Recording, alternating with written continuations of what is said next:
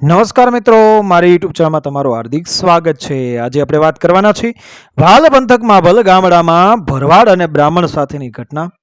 બોલ બેટા. ઓમ ગણાનાથમાં એટલે ગણપતિ, હું ઉગમના ગણપતિ, રાખો દીકરા રાખો. ભણ્યા એ તો ભાણું કપાળ, ભમરા ઘોડે હું કર્યા વગર ચોખા ઉચ્ચાર કરીને ડફોળ.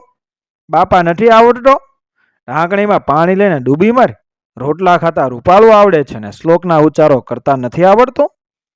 તે તો બ્રાહ્મણનું નામ બોલ્યું. આમ ફળિયા વચાળે દાભડાની સાદડી ઉપર પોતાના દીકરા કિરપાશંકરને બેહાડીને ગિરિદાશંકર ગોર એને શ્લોકોના ઉચ્ચારો કરતા શીખવાડે છે.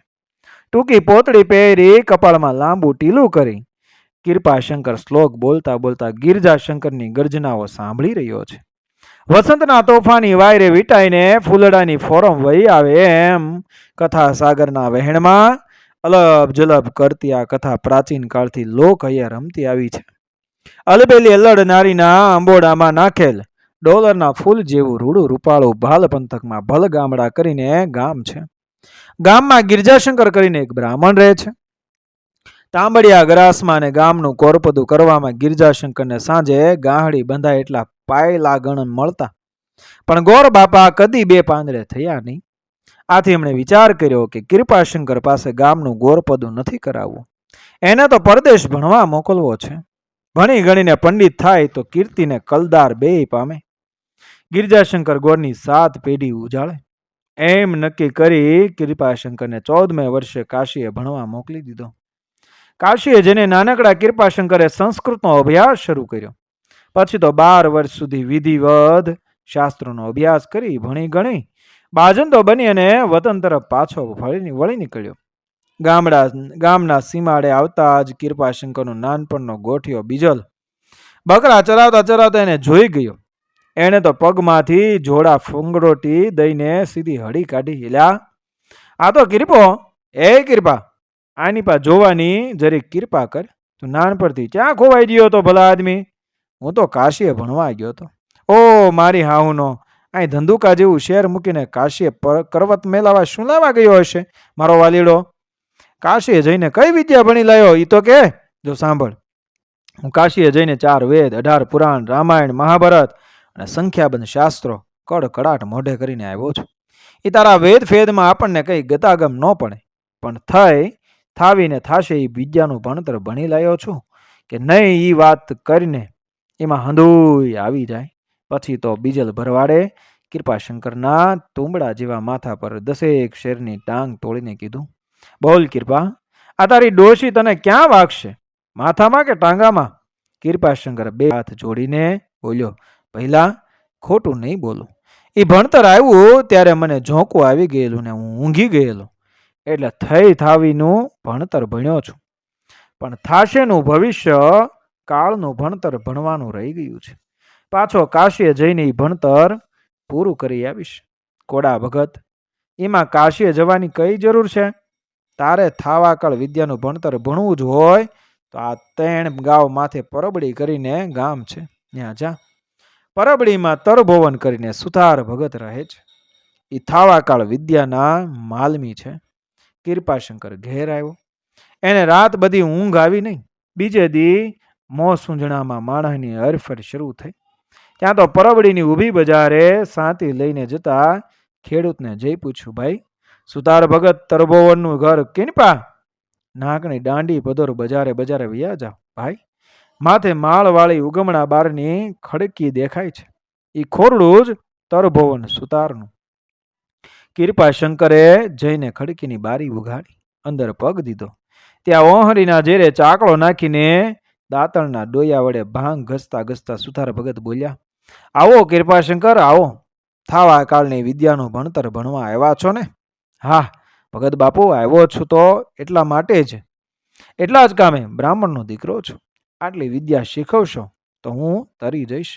સુતાર ભગતે આશીર્વાદ આપી કિરપાશંકરને બેસવા માટે કોથળો કાઢી આપ્યો. 2 જણા એ થાવાકાળ ભણતરની વાતો કરે છે.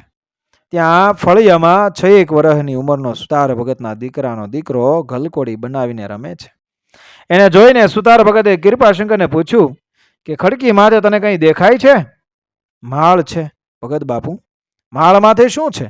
માળ માથે મોટી કોઠી પડી છે. તો સાંભળ, કાલે બપોરે 12 ઉપર 1 મિનિટ 5 સેકન્ડ અને 10મી ઘડીએ એ કોઠી આ છોકરાને માથે પડશે. છોકરો મરી જશે. અમે બધા રોકડમાં રહીશું એટલે તને ભણાવવાની સાધ મને રહેશે નહીં. તમે ભલા ભગત લાગો છો. આવતીકાલે શું થવાનું છે જાણો છો, છતાંય છોકરાને મરવા દેશો? છોકરાને 2 દી બહાર ગામ મોકલી દો તો શું ખાટું મોડું થઈ જાય? એ તો એનું નિમિત્ત જ એને મારશે. હું જીવાડવા વાળો કોણ? આ તો 1000 હાથવાળાની લીલા છે. તમે ભગત માળા મૂર્ખા જ લાગો છો. તમારા ઠેકાણે હું જો આ વિદ્યા જાણતો હોઉં ને તો થનારને ઘડીના 6ઠા ભાગમાં અટકાવી દઉં. ભાઈ કૃપાશંકર, તને જો આ વિદ્યાનો બહુ જ લગ્ની હોય તો તું ગોરાસુ ગામે જા. ગોરાસુમાં ટુંડિયા કરીને કણબી ભગત રહે છે. એ મારા ગુરુભાઈ છે. એ આ વિદ્યા જાણે છે. એ તને શીખવશે. કૃપાશંકરે તો બીજે દી મોસુંજણામાં ગોરાસુ ગામે જઈને ટુંડિયા ભગતની ડેલીમાં પગ મૂક્યો. ટુંડિયો ભગત ફળિયા વચાળે ખાટલો નાખીને વતું કરાવે છે. વતું કરાવતા કરાવતા ભગત બોલ્યા કે આવો કૃપાશંકર આવો. સુતાર ભગતે તમને થાવાકાળ વિદ્યાનું ભણતર ભણવા મોકલ્યા છે ને? હા બાપુજી, હા બાપજી, હૈયામાં ઘણી મોટી હોશ લઈને આવ્યો છું. ભગતે કૃપાશંકરને ખાટલો ઢાળી દીધો ને 2 વાતોએ વળી ગયા. પછી ટુંડિયા ભગતે કીધું, કૃપાશંકર, સામે ઢાળીમાં શું બાંધ્યું છે? 2 વઢિયારા બળદ છે બાપજી. સામી વંડીને ચડીને શું પડ્યું છે? હળ પડ્યું છે. તો જુઓ, આ મારી ટુકડો બેઠો એ મારો જુવાન જોત દીકરો છે. કાલે હાથી લઈને ખેતર જશે. એકને જ્યાં જેમ બીજી ઉથલ વળશે ત્યાં બળદ ભડકશે ને ભાગશે. રાસનો ગાળ્યો એના હાથમાં રહી જશે ને મારો દીકરો હળની હાલ હારે અથડાઈને પ્રાણ છાંડી દેશે. અમે બધા રોકડમાં રહીશું એટલે મારાથી તમને આ વિદ્યા શીખવાડી શકાશે નહીં. આ સાંભળીને કૃપાશંકર અકળાયો. તમારો ગુરુ આવો કેવો ગેલ ઓગરો છે? તમને થાવા કાળની વિદ્યા શીખવી છે તોય તમે થનારને અટકાવી શકતા નથી. એ અટકાવનાર તો એકલો ઈશ્વર જેવો ધણી જ છે. પામર માનવીનું કંઈ ચાલતું નથી. છતાંય તારે આ વિદ્યા જાણવી હોય ને, થાતું અટકાવવાની શક્તિ મેળવી હોય તો તું અમારા ગુરુ પાસે જા. જુનાગઢી છાયામાં અમારા ગુરુ બેઠા છે. એ તને સાચું જ્ઞાન આપશે. કૃપાશંકરે તો બીજે દી સવારે જુનાગઢનો માર્ગ લીધો. ચાલતા ચાલતા 10મે દિવસે જુનાગઢની તળેટીમાં આવીને ઊભો. પછી ગિરનારના ડુંગરા જોતો જોતો જાય છે. ત્યાં તરકોટી વાળીને આસન માથે એક મહાત્માને બેઠેલા જોયા. મહાત્માના નેણ ભોંયે પડેલા છે. કૃપાશંકરે તરકોટીની પરમકંપા કરી નમસ્કાર કર્યા. મહાત્માએ સમાધિ ખેંચી નેણ પાછા વાળીને પૂછ્યું, બચ્ચા કૃપાશંકર, થાવાકાળ વિદ્યાનું ભણતર આવ્યો છે. જા, તારા ગામની બાજુમાં મારા 2 ચેલા રહે છે. એમને કીધું હોત તો પણ શીખવે. બાપુ જવા દો ને બધી વાત. તમને કોઈ સારા ચેલા ક્યાં નહીં તે આવા ચેલા માંડ્યા. 2 એવા છે, કાલ શું થશે એ જાણે છે, છતાં એને અટકાવવાની એકેમાં શક્તિ નથી. બચ્ચા, આવતીકાલે શું થવાનું છે એની તને ખબર હોય તો થનાર વસ્તુને તું રોકી શકે ખરો? હા બાપજી, બેશક. એમાં શું મોટી દાળ મારવાની છે?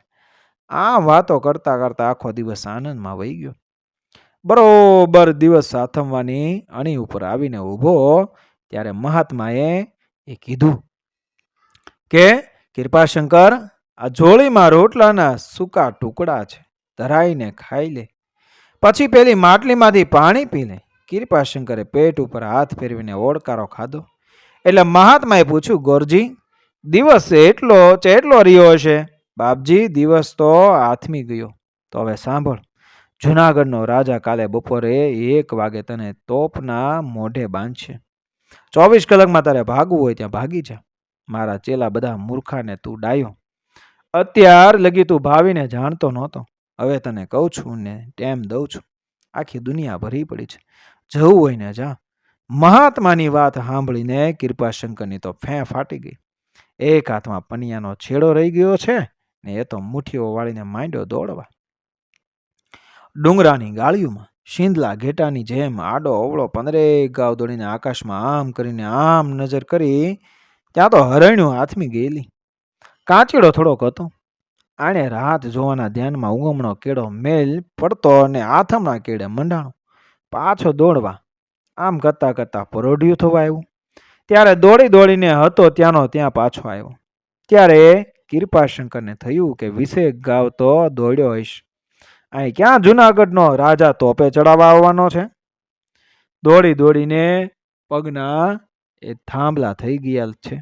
લાવીને ઘડીક સૂઈ જાઓ. પછી કૃપાશંકરે અડધું પન્યું હેઠે પાથર્યું, અડધું ઓઢ્યું ને સૂતો. 20 ગાવનો થાકોડો ભરેલો એટલે એ તો માંડ્યો ઘરઘરાટ ઊંઘવા. હવે રાતના એવી બીના બની કે ખાપરાને કોડિયાએ રાજની તિજોરી તોડી. જર જવે રાતના ભારે પોટકા માથે મૂકીને અડી કડીરી વાવ ને નવઘણ કુવા આગળ થઈને બેય સીતાવનની વાટે ચાલ્યા જાય છે. મોર ખાપરો ને વાહે કોડિયો છે. ખાપરો કહે, કેમ બહુ વાંહે રહી જાય છે? પગ ઉપાડને જટ, હમણાં અજવાળું થઈ જશે. ત્યારે કોડિયો બોલ્યો, ભાર બહુ લાગે છે, મારો તો બરડો ફાટે છે. તો ઉપાડી એટલું જોઈશ ને. અહીં ક્યાં આપણે રળવા ગયા હતા? એટલે કોડીએ તો એક પોટલું મૂક્યું બફ દઈને પડતું ને બાકીનો માલ લઈને ગિરનારની છાયામાં એ ઉતરી ગયા. સવાર થયું. રાડ પડી કે રાજની તિજોરી ખૂટી. 4 પૈસાનો પગાર ખાઈ 8 પૈસાનો રોફ એ કરતા રાજના સિપાહીઓ જોગીથી જાગ્યા. પગીએ હગડદી લીધા. પાછળ 50 સિપાહી ખડેડોપ કરતા ચાલ્યા જાય છે. હદિયાળું થઈ ગયું છે. સીતાવન જતા રસ્તામાં કૃપાશંકર ગોરને સૂતેલો જોયું. પડખે જવેરાતનું પોટલું પડ્યું છે. સિપાઈ કહે, પોટલું મૂકીને કેવો નિરાતે સૂતો છે? 2 માથાનો ધણી જીગરનો જબરો લાગે છે. એમ કહેતા સિપાહીએ કૃપાશંકરને ફળું લઈને ઢીંડા ઉપર એક દંડો વળગાડ્યો. ગોરની તો રાડ ફાટી ગઈ. મેં સોરી નથી કરી, હું સોર નથી, પણ ઢોલના અવાજમાં તતુડીનો અવાજ કોણ સાંભળે? કૃપાશંકરને માથે પોટલું મુકાવી 25 સિપાઈ આગળ ને 25 સિપાઈ પાછળ ગયા. પગીએ જઈ રાજાને રાવ ખાધી. ચોરને મુદ્દામાલ સાથે પકડ્યો છે. રાજા કહે, ઈ પાપિયાનું મોઢું મારે અતારના પોરમાં નથી જોવું. જાઓ ઈને તોપને મોઢે બાંધીને ઉડાવી દો. સિપાહીઓએ ગોરના હાથમાં હાથ કડીઓ નાખી અવળો બાંધીને તોપના મોઢે ટીંગાડ્યો. અહીં મહાત્માને ખબર પડી કે ગરીબ બ્રાહ્મણ મરવાનો થયો છે. એટલે પોતાની તરકોટીએથી ચીપીઓ જોડીને મગરી ચમર લઈ આ રાજધાનીમાં આવ્યા. કચેરીમાં આવતા રાજા એમને ઊભા થઈ નમસ્કાર કર્યા. પછી ચોરીની વાત નીકળી. રાજાએ સઘળી હકીકત જણાવી. એટલે મહાત્મા બોલ્યા, રાજન, તોપને મોઢે બાંધ્યો છે. એ ચોર નથી, એ 3જા પરગણાનો ગરીબ બ્રાહ્મણ છે. ચોર તો ખાપરો ને કોડિયો છે. બ્રાહ્મણને મારશો તો બ્રહ્મ હત્યા લાગશે ને રાજના પુત્રનો નાશ થશે.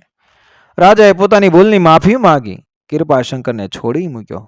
કૃપાશંકર મોતના મોંમાંથી ઉગર્યો એટલે સીધો મહાત્માના પગમાં પડી ગયો. મહાત્મા મરક મરક હસતા એ બોલ્યા, મારા ચેલા તો મૂર્ખ હતા, પણ તું તો ડાહ્યો હતો ને વાતને જાણતો હતો. તોય અહીં શું લેવા આવી ગયો ભરાણો? બાપુ, મને મારા ભાવીએ ભૂલેવ્યો છે. બોલ, હવે થવા કાળની વિદ્યાનું ભણતર એ ભણવું છે? ના બાપજી, ચાળો કોઈ દી નહીં કરું. પછી તો રાજાએ કૃપાશંકરને મહેરમાં પહેરામણી કરી. પછી કૃપાશંકર તારોડિયું ખરે એમ જુનાગઢથી સીધો ભલગામડા ભેગો થઈ ગયો. એવા નર ગયા વહીને એની વાતું ગઈ રહી. મિત્રો, વિડીયો પસંદ આવ્યો મારી ચેનલ સબસ્ક્રાઈબ કરો, ફોલો કરો, શેર કરો. મળીએ આવી જ ઘટનાને પ્રેરણાદાયક વાર્તાઓ સાથે આગળના વિડીયોમાં. બન્યા રહેજો મારી ચેનલ સાથે. જય શ્રી કૃષ્ણ. રાધે રાધે. જય શ્રી રામ.